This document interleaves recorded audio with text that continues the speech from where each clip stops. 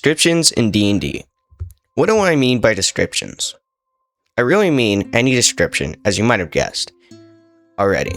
Descriptions from NPCs about dungeons, or from you to your players about an environment, the weather, or how a tavern was. Descriptions are one of the biggest things in D&D because you use them so often, but they are extremely hard to master, so I'll help break them down in this video.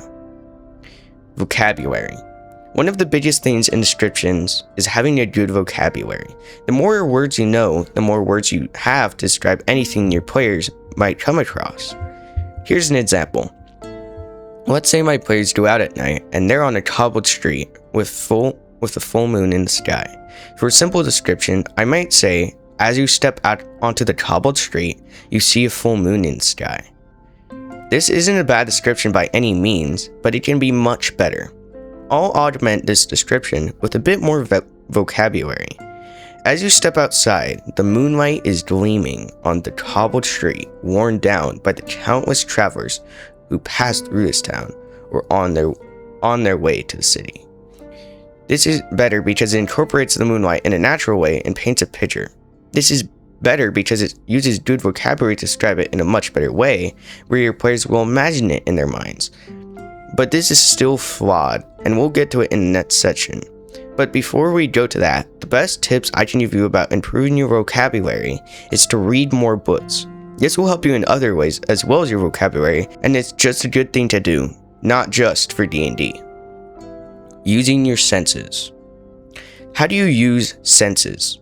First, you have to remember that the 5 senses are taste, touch, smell, sight, and hearing. As a DM, you, for the most part, can only do sight in the form of imagination and hearing if you play ambience music. This heavily limits you, but it doesn't have to hold you back. Imagine your mother, the afternoon after school, pulling fresh chocolate chip cookies out of the oven for you to eat. This might have made you remember an experience similar. You might remember the aroma or the taste of the cookie. And this is exactly what you can use on your players. You could describe something feeling rough or something smelling like sewage. The things as humans we remember most are things tied to our senses. You can describe things in a way that induces memories and makes it seem like you can actually feel or smell something. Just like my cookie example, the best descriptions don't just use sight, but they incorporate the other senses. Something like this. You see a small blue bird fly by.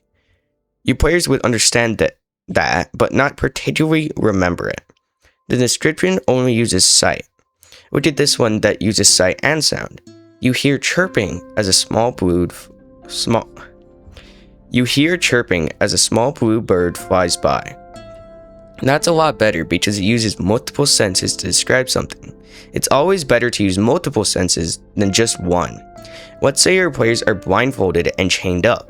They're trying to figure out how to pick the locks binding their hands. You should describe how the metal feels on their hands and the jingling of the chains. This uses sound and touch.